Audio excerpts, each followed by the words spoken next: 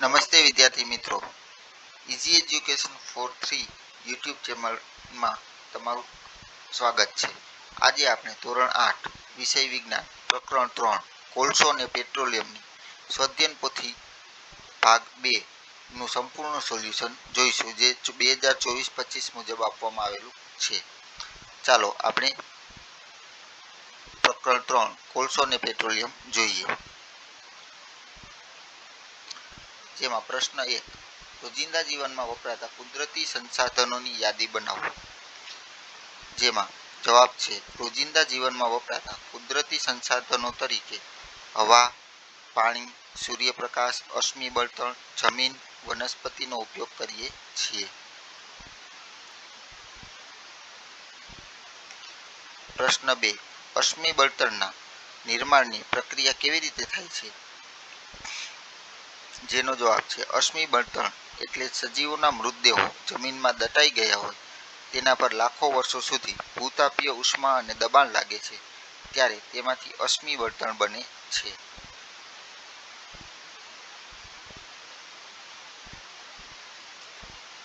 પ્રશ્ન 3, આપણને કોલસો ક્યાંથી મળે છે અને તે કઈ રીતે બને છે? જેનો જવાબ છે આપણને કોલસો જમીનમાંથી મળે છે, જે મૃત વનસ્પતિના કોહવાણથી કોલસો બનેલો હોય છે, જે પ્રક્રિયા લાખો વર્ષો બાદ જોવા મળે છે.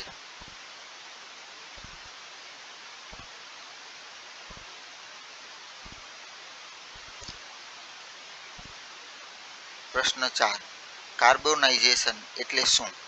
જેનો જવાબ છે મૃત વનસ્પતિમાંથી લાખો વર્ષો બાદ કોલસો બને છે, જેને કાર્બોનાઇઝેશન પ્રક્રિયા કહે છે.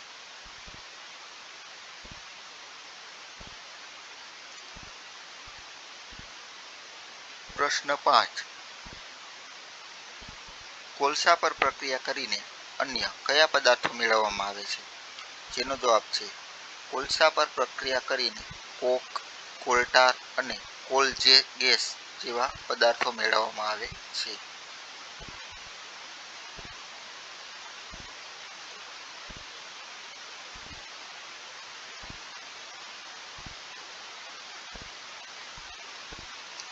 પ્રશ્ન 6, નીચે પદાર્થોનો ઉપયોગ જણાવો. જેમાં પહેલું કોક નો ઉપયોગ છે ભઠ્ઠીઓ તેમજ લુહાર દ્વારા બળતણ તરીકે. બીજું છે કોલટાર, વિસ્ફોટકો, રંગો અને દવાઓ બનાવવા માટે. ત્રીજું કોલગેસ, જેનો ઉપયોગ છે કારખાનામાં બળતણ તરીકે.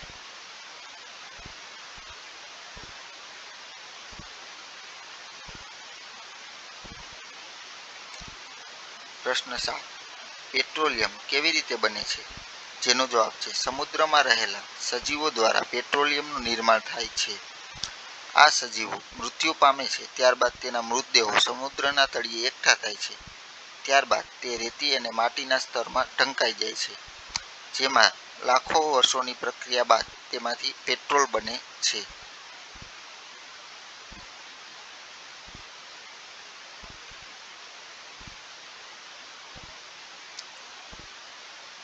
પ્રશ્ન 8, પુનઃપ્રાપ્ય સંસાધનની લાક્ષણિકતા જણાવો. જેનો જવાબ છે પુનઃપ્રાપ્ય સંસાધનો ક્યારેય ખલાસ થતા નથી, તેના દ્વારા પ્રદૂષણ ફેલાતું નથી, તે વાતાવરણ માટે હાનિકારક નથી. જેના ઉદાહરણ છે સૂર્યપ્રકાશ, હવા અને પાણી.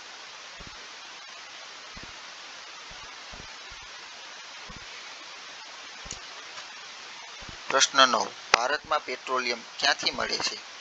તમે નોંધેલા સ્થાનોને ભારતના નકશામાં શોધવા પ્રયત્ન કરો. જેનો જવાબ છે ભારતમાં પેટ્રોલિયમ ગુજરાત, મુંબઈ અને અસમ તેમજ ગોદાવરી નદી અને કૃષ્ણા નદી પાસેથી મળી આવે છે.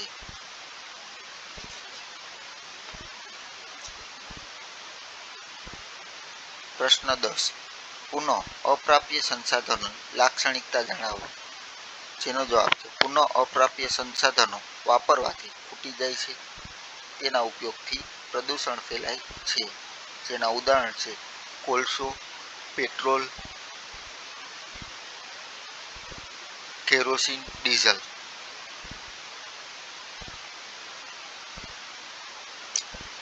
પ્રશ્ન 11. કુદરતી વાયુના ઉપયોગો જણાવો. જેનો જવાબ છે કુદરતી વાયુનો ઉપયોગ વાહનોમાં ઈંધણ તરીકે તેમજ કારખાનામાં બળતણ તરીકે થાય છે. ઉદાહરણ તરીકે સીએનજી, પીએનજી અને એલપીજી.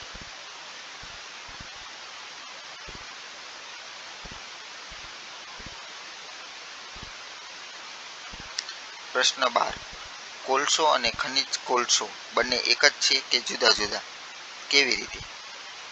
કોલસો અને ખનિજ કોલસો બંને જુદા જુદા છે, કારણ કે કોલસો માનવ નિર્મિત છે, જ્યારે ખનિજ કોલસો કુદરતી રીતે મળી આવે છે.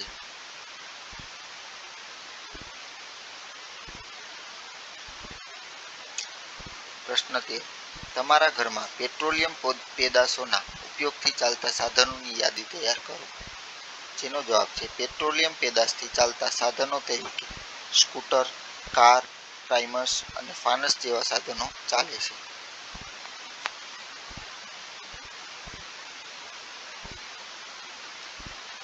પ્રશ્ન 14. જો અશ્મિ બળતણનો જથ્થો પૃથ્વી પરથી સંપૂર્ણ ખલાસ થઈ જાય તો કેવી પરિસ્થિતિઓ સર્જાય તે વિશે તમારા મંતવ્યો જણાવો. તેનો જવાબ છે અશ્મિ બળતણનો જથ્થો સંપૂર્ણ ખલાસ થઈ જાય તો વાહનો, મશીનો ચાલી શકે નહીં. તેથી જીવનમાં મુશ્કેલી વધી જાય અને પ્રદૂષણ ઘટી જાય.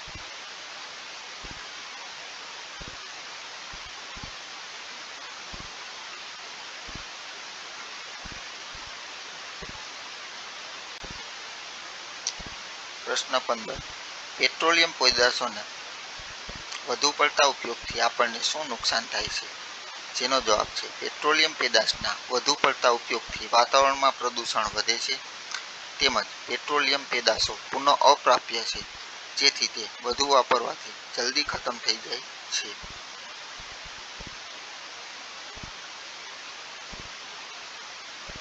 પ્રશ્ન 16. ખૂટી જાય તેવા ઉર્જા સ્ત્રોતોનો વિવેકપૂર્વક ઉપયોગ કરવો જોઈએ. તે માટે તમે કેવા પગલાં લેશો? જેનો જવાબ છે ખૂટી જાય તેવા ઉર્જા સ્ત્રોતો પેટ્રોલ, ડીઝલ, કેરોસીન છે. જો તેનો વિવેકપૂર્વક ઉપયોગ ન કરવામાં આવે તો તે ખૂટી જાય છે, જેથી તેથી ચાલતા સાધનો વાપરી શકાય નહીં. તેથી તેનો વિવેકપૂર્વક ઉપયોગ કરવો જોઈએ.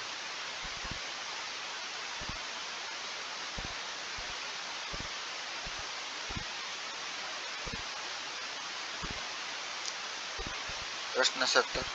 પર્યાવરણની જાળવણી માટેના સૂત્રો બનાવો. આપેલી જગ્યામાં તેની નોંધ કરો. અહીંયા જવાબ છે જળ એ જીવન, પર્યાવરણ બચાવો, જીવન બચાવો, વૃક્ષો વાવો, વરસાદ લાવો, એક પેડ માં કે નામ, વૃક્ષો આપણા મિત્રો, એક વૃક્ષ અપલોડ કરી જુઓ, વાદળ આવશે લાઈક કરો, પર્યાવરણ બચાવે એ આપણને બચાવશે.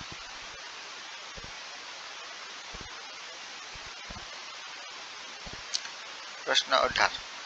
સીએનજીને બળતણ તરીકે વાપરવાથી કયા કયા ફાયદા થઈ શકે? જેનો જવાબ છે સીએનજીને બળતણ તરીકે વાપરવાથી પ્રદૂષણ ઓછું થાય, સીએનજીના ઉપયોગથી ખર્ચ ઓછો થાય અને પર્યાવરણને થતું નુકસાન અટકાવી શકાય છે.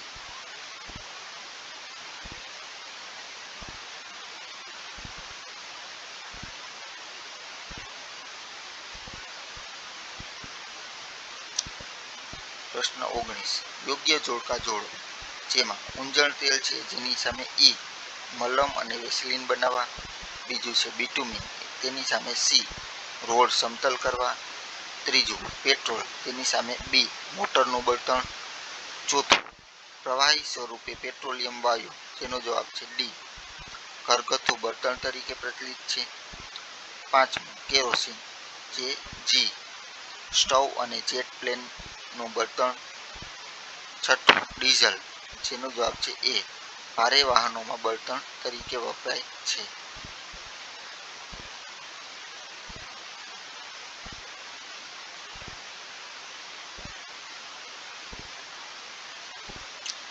પ્રશ્ન 20.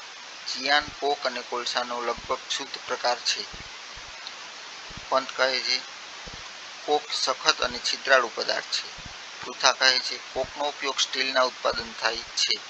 ઉપરનામાંથી કોનું વિધાન સાચું છે? જેનો જવાબ છે આપેલ તમામ છે એ સાચા છે. પ્રશ્ન 21. અભેદ્ય ખડક નીચે સંગ્રહાયેલા પેટ્રોલિયમ અને કુદરતી વાયુ પાણીના ઉપરના ભાગમાં હોય છે. શા માટે? જેનો જવાબ છે કારણ કે પેટ્રોલિયમ અને કુદરતી વાયુની ઘનતા પાણી કરતાં ઓછી હોય છે, જે એકબીજા સાથે મિશ્ર હોય છે, જેથી હલકા હોવાથી પાણીના ઉપરના ભાગમાં જોવા મળે છે.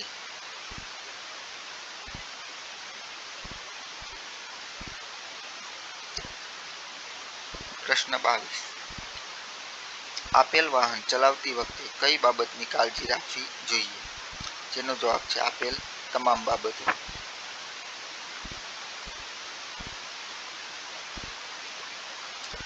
પ્રશ્ન 23. નીચે આપેલ ગુણધર્મના આધારે પુનઃપ્રાપ્ય અને પુનઃ અપ્રાપ્ય સંસાધનોમાં વર્ગીકરણ કરો. પેલું છે એ. સંસાધનોનો ઉપયોગ વાયુનું પ્રદૂષણ ફેલાવતું નથી. જો વાયુનું પ્રદૂષણ ન ફેલાવે તે પુનઃપ્રાપ્ય ઉર્જા હોઈ શકે. સંસાધનોનો ઉપયોગ વાયુનું પ્રદૂષણ ફેલાવે છે તો પુનઃ અપ્રાપ્ય. સી. સંસાધન માનવીય પ્રવૃત્તિને કારણે ખલાસ થશે નહીં. ખલાસ ન થાય તેવું હોય તો પુનઃ પ્રાપ્ય. ડી. સંસાધનનું પ્રમાણ કુદરતમાં મર્યાદિત છે. જેનો જવાબ છે પુનઃ અપ્રાપ્ય.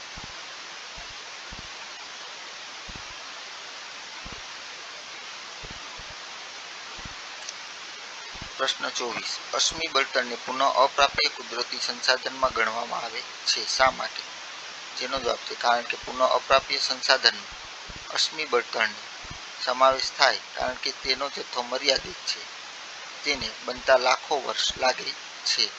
આથી તે પુનઃ અપ્રાપ્ય કહેવાય છે. અહીંયા આપણો પાઠ પૂર્ણ થાય તે પહેલાં આપણે સારાંશ જોઈ લઈશું.